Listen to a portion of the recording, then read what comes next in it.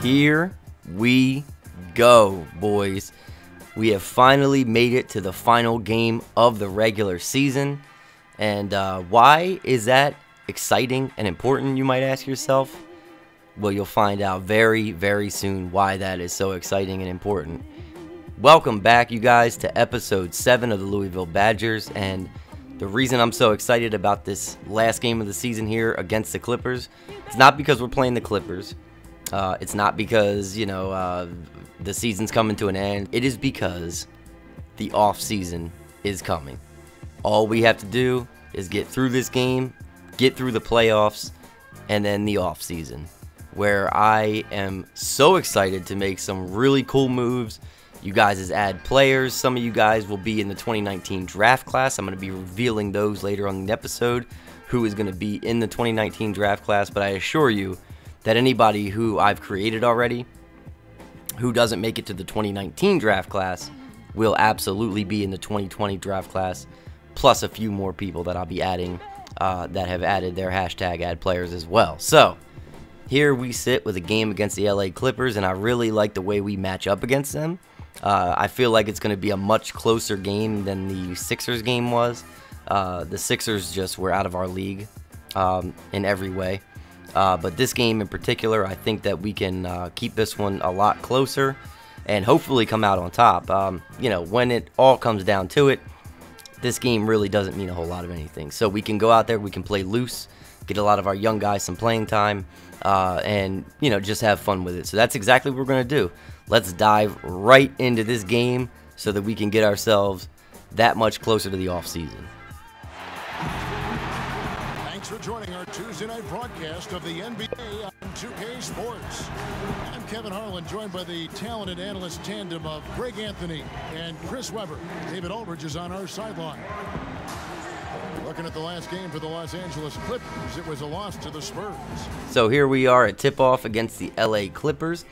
And as you guys will see, this game went just a whole lot better on both ends of the floor for us than the Sixers game. You see Lou Will starts off there with a three-pointer. We are notoriously known for starting off slow, but Jaren Jackson comes right back, and it's just a three-point shootout in the beginning here. But yeah, like I said, I mean, we are kind of notoriously known in the games that we play for being slow starters, right? We get down early. You can see here we're down 18-6. And, nothing about this is new territory for us, so we're used to it. We're able to cut the lead down to single digits, and then Jaren Jackson hits a nice shot. And for so much of the season, he's been our emotional leader, so, we kind of go as he goes. So when he starts putting up them big shots, I think it just builds everyone's confidence.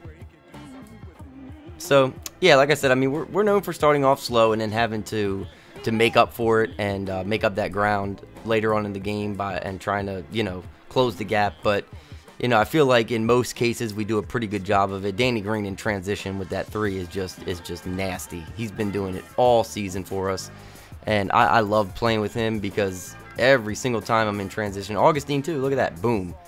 Every single time I'm in transition with these guys, it's like I feel confident enough to take those shots.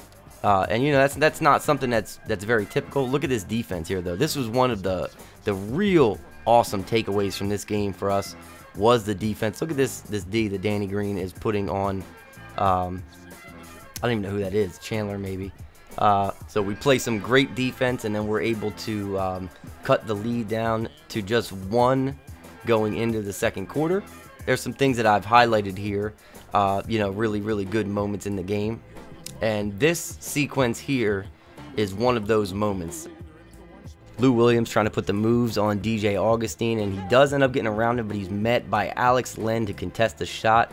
Gortat gets the offensive rebound, but isn't able to convert the putback, and then Augustine bringing it up court, trails in transition, and look how far out that was.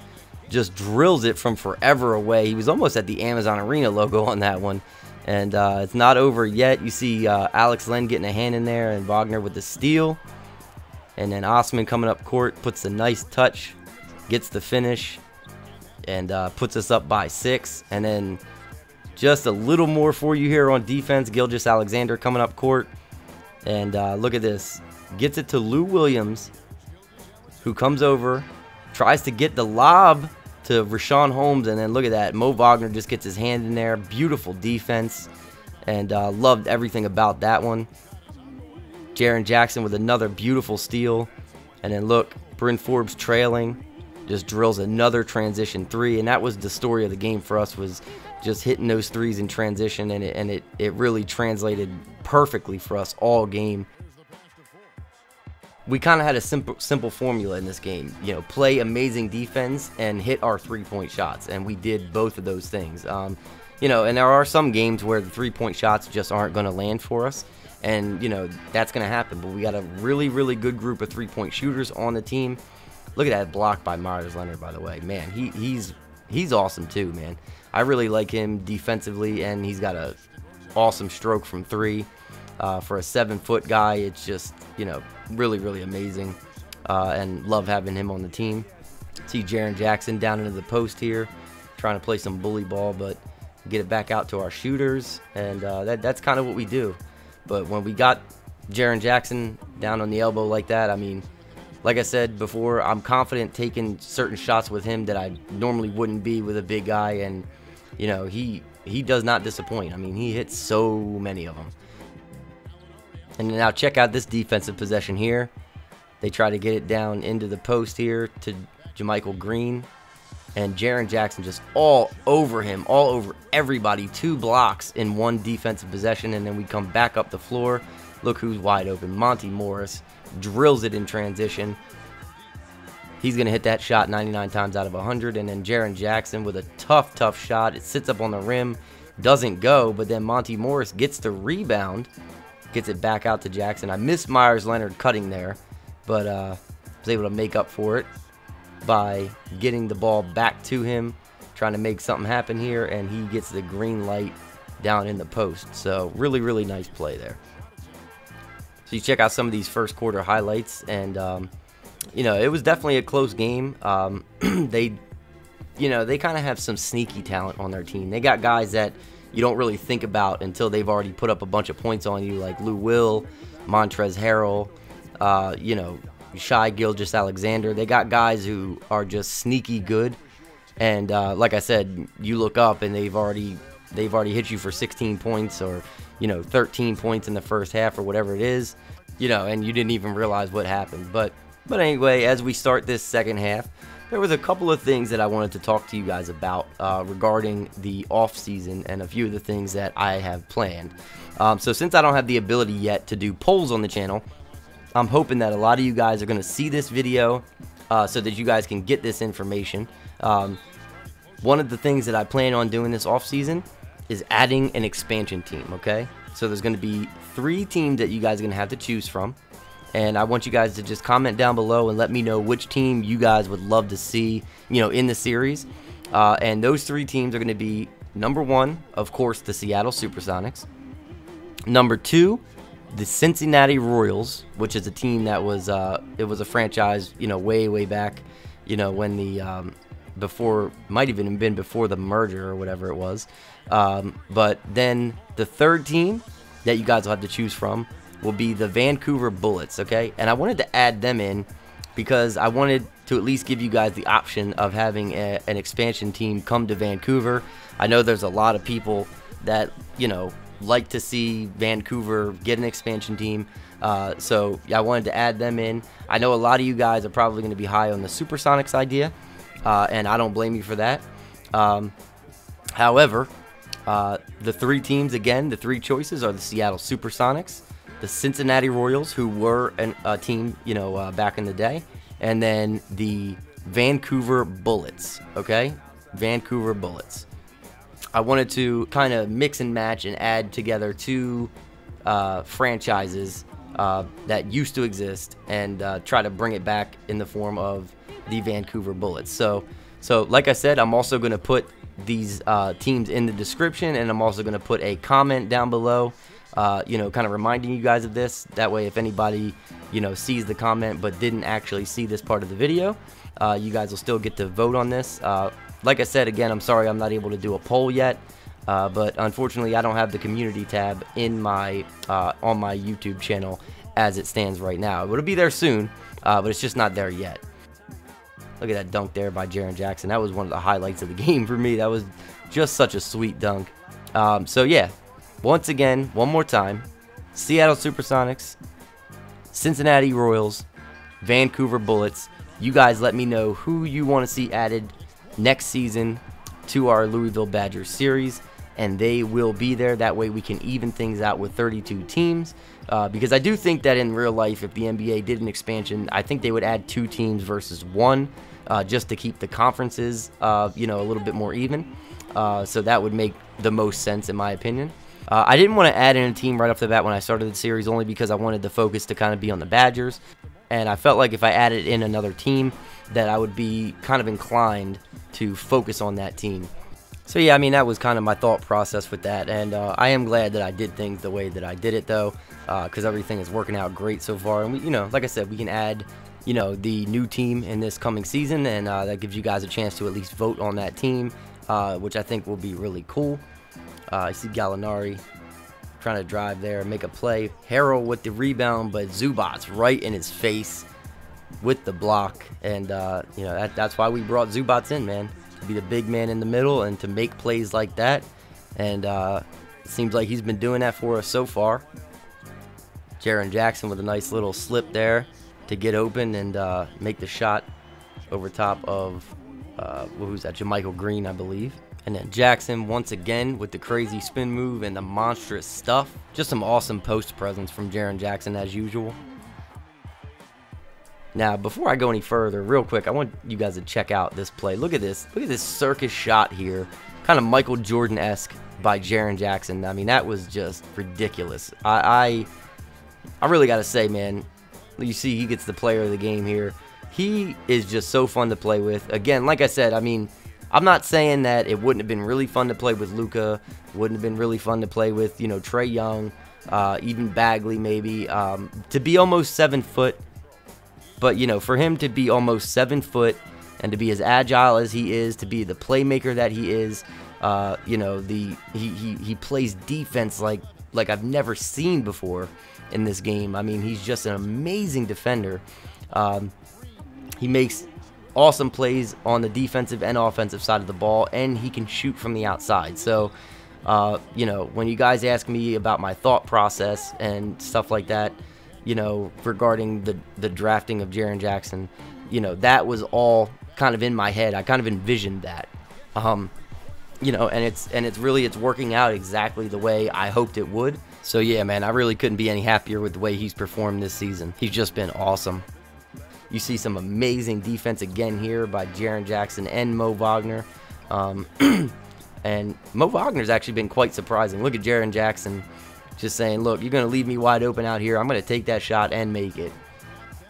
But you guys see, we're going to just dribble the ball out here and win our last game of the season, our last home game. And we're going to go out on a high note here. 118 to 107. Just a wonderful game all the way around. I mean, you guys saw from the gameplay, there was a lot of really cool things that happened in this game. A lot of things that were encouraging to me. And after that Sixers game, I think we really needed this. We needed this game after being blown out by 37. We needed to come back and have some things to build off of going into the offseason. And I felt really good about the way we played, about the way I played with the guys that I have on the team. You know, as far as 2K is concerned, you know, I'm pretty good with the game, not great yet, so playing on Superstar difficulty has been a little bit of a challenge for me. So whenever I can pull these games out and win the way that I did in this one, it makes me feel really good, and especially when it's the last game of the season, you know, the last time that the home fans are going to get to see us play this year. Yeah, I'm just really, really proud that I was able to pull this one out and win pretty convincingly. And these were some of my favorite highlights from the game. See Jaren Jackson with the dunk there. You know, of course, I added a lot of the dunks in. Mo Wagner kind of just leading the break there, getting a dunk. And he seems to do that quite a bit, man. He's actually really good at that. So I'll look up court a lot of times and just find him wide open and kind of like leading a break. And you see Danny Green with the stuff, you know, showing that he's not just a 3-and-D guy. He can penetrate and make plays on his own. Jaren Jackson with another awesome Statue of Liberty dunk there. I think that's what that's called, right? I'm pretty sure that's what that's called. If I'm wrong about that, you guys can let me know in the comments. And he's saying, yeah, that's how I do it. But, yeah, I mean, a lot of good things. And this was the one right here. This was the dunk. Boom. Like, I just love that. I love everything about that whole sequence. The hard pick, the amazing roll. Monty Morris finding him just a perfect sequence there late in the game. And that was kind of just like an exclamation point on the game and just kind of showed how we were playing and the chemistry and everything. So everything went great. So let's take one more quick peek at the box score here. As you guys can see, once again, we win by 11. Jaren Jackson with 33, 7-2, 4 steals and 3 blocks, and only 1 turnover. What a game for him. 14 of 25 from the field, 3 of 6 from 3. So he was just lighting it up tonight. Forbes had himself a decent game. Danny Green had himself a decent game. Morris with almost 10 assists. So, yeah, everything went good. There was a lot more positives to take away from this game, a lot more than there was from the 76ers game. And again, it's to be expected. I mean, this team has far less talent than the 76ers did, and you know, these are the types of games that I feel like we at least have the chance to win or a chance to keep close. And we kept it close for the majority of the first half, and then we just pulled ourselves away from that point forward and dominated most of the second and third quarters. So, you know, and at the end of the day, that handed us the game. So, really, really good game all the way around. 50% from 3. That will win you some games. I'll tell you that right now. When you're going 50% from 3 and the other team's going 29%, you can bet that you're probably going to be winning that ball game, I would say. Unless you're doing a whole lot of other stuff wrong, which we simply did not do in this game. Oh my God. Oh my God. So, Durant is out 4 to 6 weeks with a broken left leg. I can't believe it. I can't believe it. You guys know as well as I do that this team, when things start to get a little bit crazy, they fall back on him. They lean on him heavily, right? Especially in the postseason. When things don't go their way, you know, if Curry's having an off night, you know, say Curry's 2 for 12 from 3, Klay Thompson's not having the type of night he's accustomed to, they lean on Durant to be that guy. So we'll have to keep a close eye on that situation, because that's an interesting turn of events for the Golden State Warriors. So, but anyway, now on to some more of the exciting stuff. Let's take a quick peek at the season awards. And look at that, Steph Curry, 30.6 points, 4.7 rebounds a game, and 8.4 assists to go along with almost 2 steals a game, and a 50% field goal percentage, 44% from 3. Luka Doncic, Rookie of the Year. And like I said earlier, man, it was definitely a close race, but I mean, those are gaudy numbers right there. Serge Ibaka, 6th Man of the Year. Looks like, based on his numbers, he's pretty deserving of that. Anthony Davis, Defensive Player of the Year. And you look at those offensive numbers, and man, to be also Defensive Player of the Year, man, he's a stud. He is a stud. Jordan Clarkson, Most Improved, and scoring almost 20 points a game, getting almost 4 assists a game as a 2 guard. Yeah, I would say that's some pretty well improved numbers. Mike D'Antoni, of course, gets Coach of the Year as his team ends up with a 63-19 record, so fantastic season for them. Then All-NBA First Team, we got Steph Curry, Russell Westbrook, LeBron James, Paul George, and Anthony Davis. All-NBA Second Team, Harden, who's injured right now. Wow.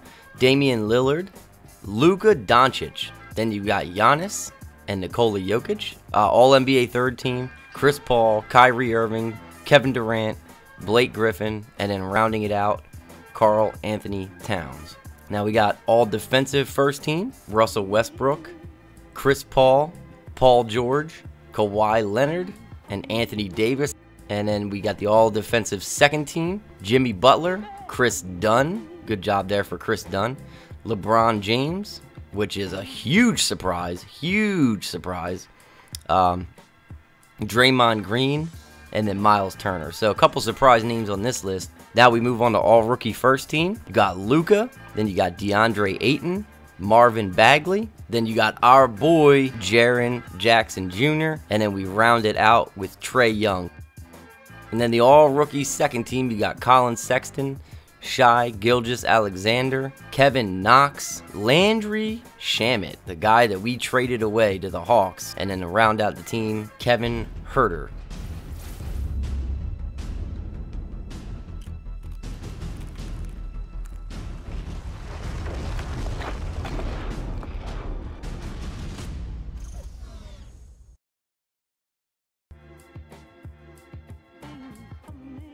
All right, so rounding out the season, taking a look at the conference standings here in the East, the Sixers ended up at 61-21, so they ended the season on a 12-game winning streak. Just ridiculous, man. I mean, they played really well. In particular, these last 12 games, winning every single one of them. And then look at this. They actually played better on the road than they did at home, which makes them very, very scary in the playoffs. Because if they can go steal some road games in playoff series, I mean, that's really, really big. Boston 55-27, not a bad year for them.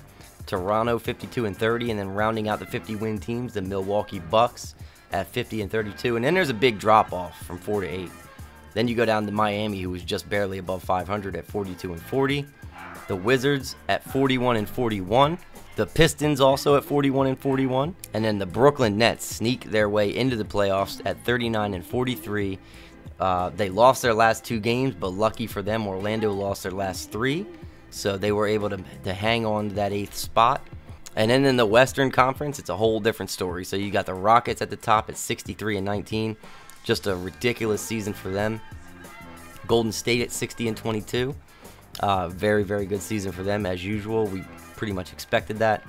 Oklahoma City at 52-30. They got rid of Steven Adams and brought in Hassan Whiteside. So keep that in mind. That's something definitely to take into consideration as we watch our way through these playoffs. Denver 50-32. So they had a good year, pretty good year themselves. Minnesota ended up making their way into the playoffs. 48-34 year, much better than I kind of expected from them, especially with Jimmy Butler walking out the door. Los Angeles ended up making their way into the playoffs, 47-35. So it seems to me that they didn't battle the injuries like they did in real life. LeBron was at full strength. They had Ingram, Kuzma, and then of course the Clippers were able to sneak their way into the top 8 and get into the postseason. And then New Orleans rounded it out in a very surprising turn of events there. I really thought Portland was going to end up taking this, and they won their last 6 games, as you can see, but New Orleans won their last 5, and Portland kind of needed New Orleans to lose a lot of that, and San Antonio needed the same thing. It was kind of too little too late for San Antonio once they started winning, but yeah, so very surprising that Portland and San Antonio are on the outside looking in. So the Lakers, the T-Wolves, and the Pelicans all have made it, but they all have extremely tough matchups. And so that's what we're going to move on to next, is simulating through these playoffs. Take a look at this playoff picture. You've got the Rockets and the Pelicans in the first round here in the West. Nuggets and the Timberwolves in the first round. Thunder and the Lakers. And the Warriors and the Clippers in the first round in the West. And then in the East, you've got 1 versus 8, the 76ers versus the Nets in the first round, the Bucks versus the Heat, the Raptors versus the Wizards, and the Boston Celtics versus the Detroit Pistons. Now, keep in mind, the Celtics are going up against the Pistons, right?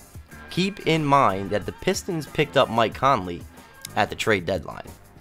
So they are a 7 seed, but that becomes a pretty dangerous team in these playoffs, having Blake Griffin, Andre Drummond, and Mike Conley.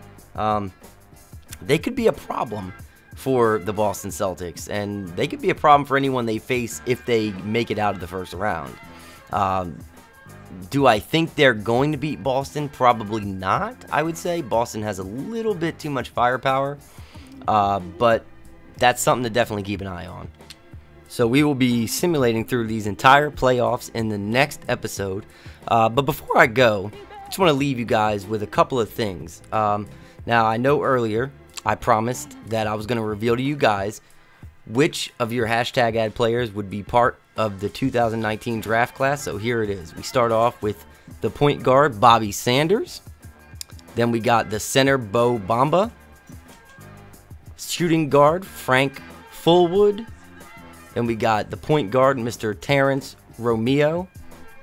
Then we got the shooting guard, Mr. Akori Tyler III. Small forward, Mr. Tag Ames. And then the point guard, Mr. Connor Sullivan. Then another point guard, Mr. Parker Gast. And then rounding it out is the shooting guard, Mr. DeRatio Harvey. Now, in addition to that, before we end it, I want to give you guys the names of the hashtag ad players that I will be working on right now as we speak to get those out within the next few episodes. And these are the hashtag ad players that will be added in with the rest of the ones that I've already created to make up the 2020 and the 2021 draft classes, among other players from real life. So we got Marcus Jansen from Mud 53, Garrett Cerner, we've got Luke Ogden, we've got Williams Akinyemi, I hope I pronounced that right. We've got Ace Games gave me Alex Mark. We've got Jeremy Foreman who gave me Germ Guy. Philip Hansen. Juke is Juke gave me Jimmy Buckets. Fluffy Coaster Enthusiast gave me Robert Richardson. Isaiah Plantinga gave me Isaiah Price. Daxius gave me Areem Atlas. Then we've got Vincent Luganera. Nathan Kunn gave me Markel Bennett. Noetha WR&B gave me Noah Garcia. Kurger Bing gave me Khalil Carter. Mega Kelox gave me Dice Moore. Mike Saltarez gave me Kenny Moore. Sneaky Killa gave me Jacob Thornton. Acapella 21 gave me Jorgos Kozanitis. V.V14 gave me Thiago Silva. Joe Baran gave me a self-named player. Josh Richards gave me Deshaun Wright. Jacob Roslin gave me a self-named hashtag ad player. And then last but not least, Samuel Galvin. So those are the hashtag ad players that I will be working on in the coming days. So definitely keep an eye out for those. I just at least wanted to, let you guys know that your players will be being worked on. And again, if any of you guys watching, have the desire to see one of your players in one of these next few draft classes, feel free to add them in. But man, I got to tell you, I cannot wait for the next episode. I'm going to be getting to work on recording that right now. So I am really, really excited just to record it and to get it out there and share it with you guys. So I'm going to get on that immediately. But until then, I'll see you guys next time.